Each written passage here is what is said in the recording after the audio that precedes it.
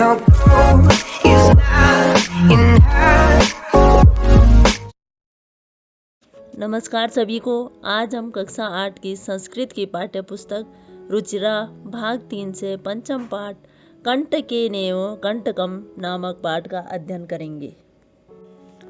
प्रस्तुत पाठ में एक लोक कथा का वर्णन किया गया है जो कि मध्य प्रदेश के डिंडोरी जिले में परिधानों के बीच प्रचलित है।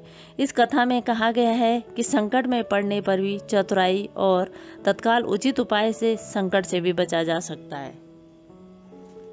आसीत् कश्चित् चञ्चलो नाम व्याधः पक्षी मृगादीना ग्रहणेन स स्वीयां जीविका निर्वाहयति स्म। एकदा स वने जाल विस्तीर्य गृहम् आगतवान्। अन्यस्मिन् दिवसे प्रातःकाले यदा चञ्चलः वनं गतवान् तदा स दृष्टवान् यत् तेन विस्तारिते जाले दौर्भाग्याद् एकः व्याघ्रः वध आसीत्। शोचयन्त्यत् व्याघ्रः मा खादिष्यति अतएव पलायनं करणीयम्। व्याघ्रः न्यवेदयत् भो मानव कल्याणं भवतु ते यदि त्वं मां मोचयिष्यसि तर्हि अहं त्वां न हनिष्यामि। तदा स व्याधः व्याघ्रं जालात् बहिः निरसारयत्। व्याघ्रः क्लान्त आसीत्। सो अवदत् भो मानव पिपासु अहं नद्यां जलमानय मम पिपासा शमय। व्याघ्रः जल पीत्वा पुनः व्याधमवदत् शमय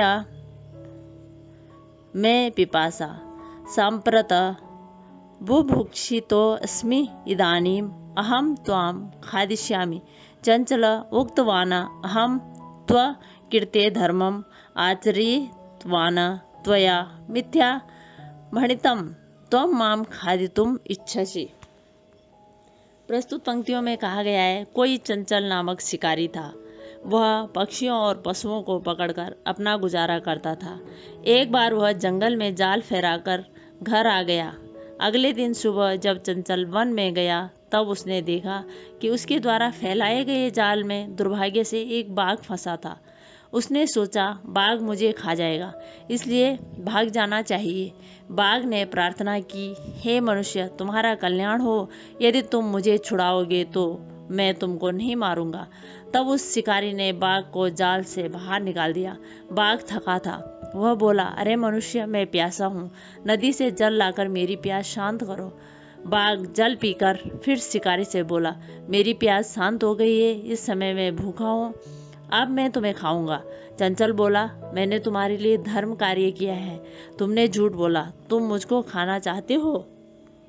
व्याघ्र अवदत् अरे मूर्ख क्षुद्धार्ताय किमपि अकार्यं न भवति सर्वस्वार्थः समीहते। चंचल नदी जलम अपृच्छत्।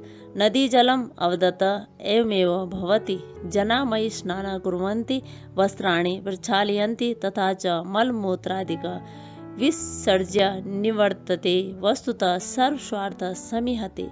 चंचल वृक्षम् उपगम्य अपृच्छत।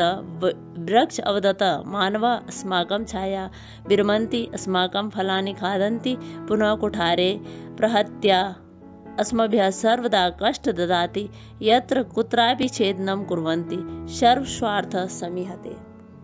प्रस्तुत पंक्तियों में बाघ बोला, अरे मूर्ख, भूखे के लिए कुछ भी बुरा नहीं होता है, सभी स्वार्थ की सिद्धि चाहते हैं। चंचल ने नदी के जल से पूछा। नदी का जल बोला, ऐसा ही होता है, लोग मुझ में नहाते हैं, कपड़े धोते हैं तथा मल और मूत्र आदि डालकर वापस चले जाते हैं।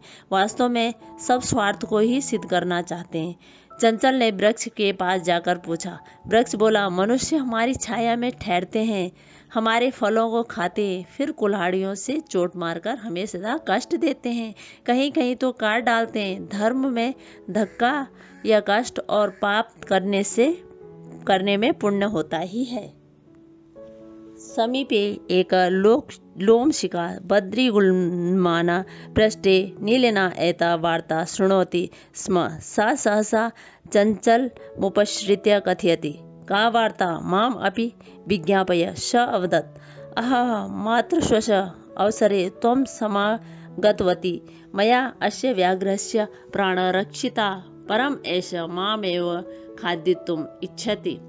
तदनन्तरं स लोमशिखायै निखिला कथा न्यवेदयत्। लोमशिखा चञ्चलम् अकथयत्, बाढं त्वं जाल प्रसार्य। पुनः सा व्याघ्रम् अवदत्, केन प्रकारेण त्वम् एतस्मिन् जाले बद्धः इति अहं प्रत्यक्ष दृष्टुमिच्छामि। प्रस्तुत पंक्तियों में कहा गया है कि पास में एक लोमशिखा या लोमड़ी बेर की झाड़ियों के पीछे छिपी हुई इस बात को सुन रही थी। वह अचानक चंचल के पास जाकर कहती है, क्या बात है, मुझे भी बताओ। वह बोला, अरे मौसी, ठीक समय पर तुम आई हो। मैंने इस बाघ के प्राण बचाए, परंतु यह मुझे ही खाना चाहता है। उसके बाद उसने लोमड़ी को सारी कहानी बताई। लोमड़ी ने चंचल को कहा, ठीक है, तुम जाल फैलाओ। फिर वह बाघ से बोली, किस तरह तुम इस जाल में फंस गए थे, यह मैं अपनी आंखों से देखना चाहती हूँ। व्याघ्र तद्वृत्तान्त प्रदर्शयतु। तस्मिन् जाले प्राविशत। लोमशिखा पुनः अकथयत्, सम्प्रति पुनः पुनः कूर्दनं कृत्वा दर्शय। स तथैव समाचरत्। अनारत कूर्दनेन स श्रान्त अभवत्। जाले बद्ध स व्याघ्र क्लान्त निस्सहायो भूत्वा तत्र अपतत। प्राणभिक्षामिव च अयाचत। लोमशिखा व्याघ्रम् अवदत्, सत्यत्वं भणितं सर्वस्वार्थ समीहते। प्रस्तुत पंक्तियों में बाघ उस बात को बताने या प्रदर्शन करने के लिए उस जाल में घुस गया। लोमड़ी ने फिर कहा, अब बार बार कूद करके दिखाओ। उसने वैसे ही किया। लगातार कूदने से वह थक गया। जाल में बंधा हुआ वह बाघ थककर असहाय होकर वहां गिर गया और प्राणों की भिक्षा मांगने लगा। लोमड़ी बाघ से बोली, तुमने सत्य कहा, सभी अपना हित स्वार्थ साधना पूरा करना चाहते हैं। धन्यवाद।